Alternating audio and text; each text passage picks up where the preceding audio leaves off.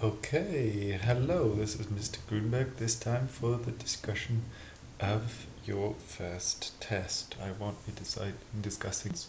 We'll start with question 2, and as usual, I hope you will have comments and other questions to ask me to complement this discussion. Remember that it's a good idea to work together and to ask each other questions to improve your mathematics. So on question 2, let's start off with the big idea, which is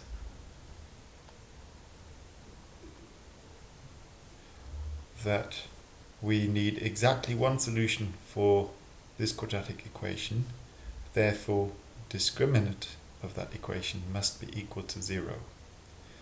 Remember, the discriminant is the part that is under the square root, and so this is the critical one for telling us how many solutions there are. This is a discriminant, okay, and I'm going to substitute into it.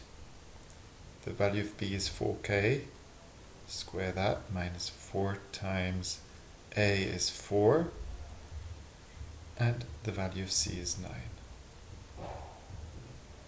So a bit of simplification needed here. 16k squared minus 16 times 9, which is 144, equals to 0. I add 144 to both sides.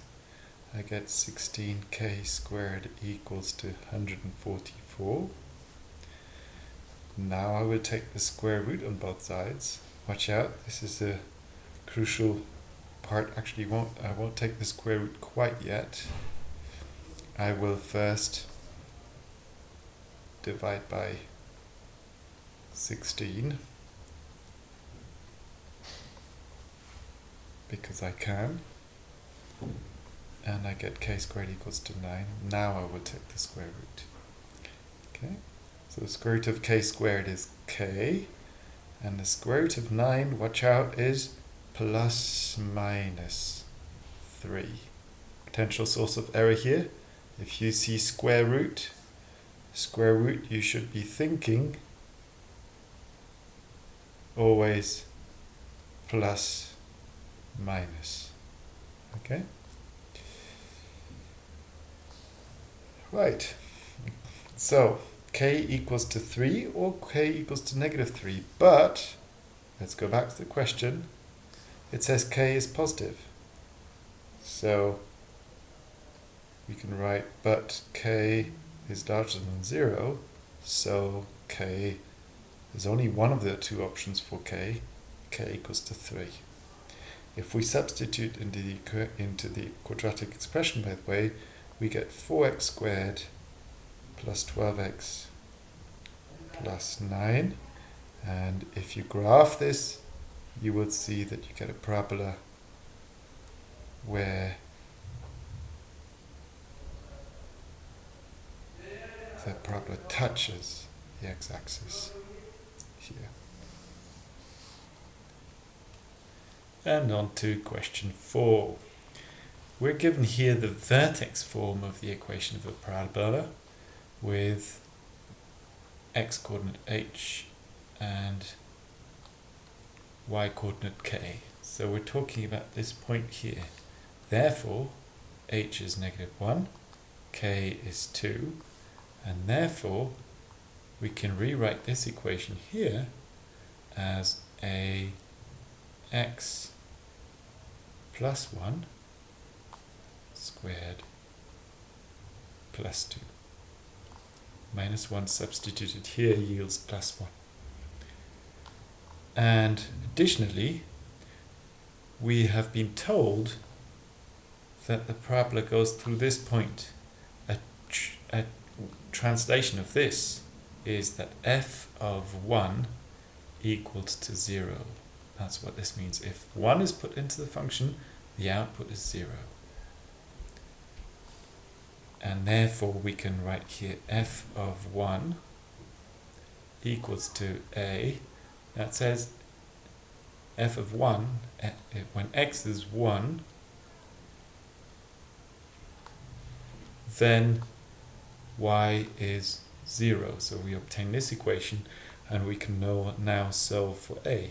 For a plus 2 equals to 0, and we obtain a equals to negative a half. The negative fits with that graph, which opens downwards, so that's okay.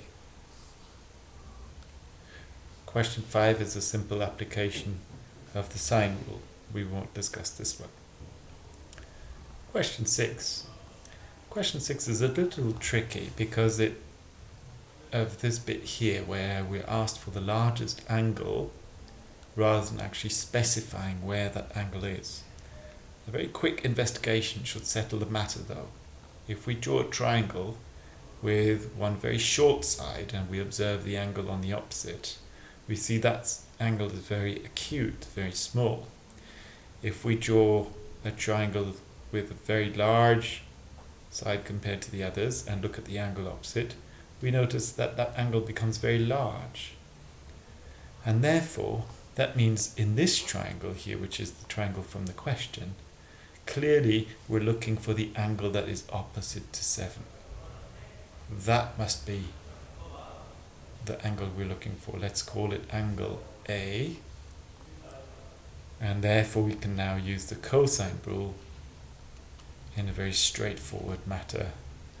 I will put a ... here. I'm sure you have no problems with the rest. Question 7. I believe it's useful for you to watch these corrections, or even if you have actually answered a question correctly, or if you have full points to a question. Sometimes I will have a different approach, which I think is worth watching. I think that might be the case in this question. So we're looking for the radius in part A. What I'm going to do first with my formula is to rearrange it for A before I substitute. So I will multiply by 2, then divide by theta, then take the square root all in one go to shorten up the discussion here a little bit. R equals to square root of 2a divided by theta. Please stop the video here and take the time to make sure you obtain the same result. Now I have substituted into my result. Note that with radians I don't have a unit with my angle. And then I can simplify this. 2 times 27 divided by 3 halves is the same as 108 over 4. It's worth continuing to work without a calculator as long as you can and try to force yourself a little bit. It's actually really useful. Verify that you get this when you rewrite 1.5 as 3 halves and then simplify the expression here. Square root of 108 is the same as 36 times 3. Okay, so we obtain here 6 root 3. 6 squared is 36, divided by, well, square root of 4 is 2. Take the time again to check this for yourselves. And then this simplifies to 3 root 3. And part B is pretty straightforward. The angle theta is 1.5 radians times my result from the previous question. The exact answer is 3 root 3. Best to work with the exact answer. And if I convert this to 3 halves times 3 divided by 3, divided by 2, I get 9 halves root 3.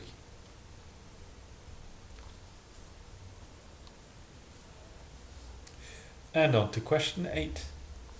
So I'm looking for this shaded area, which is clearly the area of the sector here, pizza slice, minus the area of the white triangle OAN. I've written that out here, communicating my idea. 2 formulas. The trouble is, this will be easy enough, but here, for the base and the height of the triangle, which are perpendicular, I don't actually have the measurements, and I will be needing to calculate them which I will do here. I suppose instead of base times height divided by 2, I could have also used the general formula for any triangle, a half A, B sine C, but I will still be needing some of the information I will be using here. So, well, I can simply apply sine theta is opposite over hypotenuse, which I can use in this triangle here. So that would be the opposite to the angle 0.8. 5 would be the hypotenuse here. Okay, so the opposite is actually AN, which is what I'm looking for. And the hypotenuse is 5 centimeters.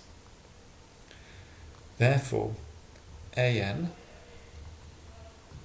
is equal to sine of 0.8 in radians, right? Make sure your calculator is in the right mode, times 5 centimeters. I can leave it as that. I don't need an approximate answer at this stage. And similarly, ON will be cosine 0.8 times 5 centimeters. If you haven't done it, take the time to actually derive this properly. Okay, I can now substitute into here. So that would be 0.8 times 5 centimeters squared. Put this in brackets 2, divided by 2, minus base times height, AN times ON, divided by 2. And so I can work this out. This will be 10 centimeters squared. For AN, I substitute in this answer. ON, I substitute in this answer. I've done here and here, divided by 2. Now I can take my calculator and work out an approximate answer. Make sure you give it to 3 significant figures, rounding up or down as necessary. And on to question 9. So we've got a parabola here with the x-intercepts at -2 and 4. And so from this I can read off, in fact, the values of P and Q, because I'm given the factorized form here. P is equal to -2 and Q equals to 4. Watch out with this negative here. And so if I rewrite a function in this form here now, having substituted P and Q, I can use the information that's given in question B. There's a 0.68 on the graph. I can translate this to the idea that f of 6 is 8. If I put x equals to 6 into my function, the output will be 8. So let's try that. F of 6 is 8, so x is 6. A times x plus 2, 6 plus 2 times 6 minus 4, and that must be equal to 8. So I can take this equation now here. 6 plus 2 and 6 minus 4 is easily calculated. I am getting 16a equals to 8. Dividing both sides by 16 obtains a equals to a half. And on to part C. I'm asked for the equation of the parabola in this form here, the expanded form, the general form. So I've substituted a equals to a half. I don't know why I put a negative here. It should be a plus, of course. So I don't know what that is here. That should be a plus. A half x plus 2 times x minus 4. And all I need to do is expand, of course. I'll keep the half for the moment. Expand the 2 brackets to get x squared minus 2x minus 8. Now expand with the half, and I get a half x squared minus x minus 4. That's it.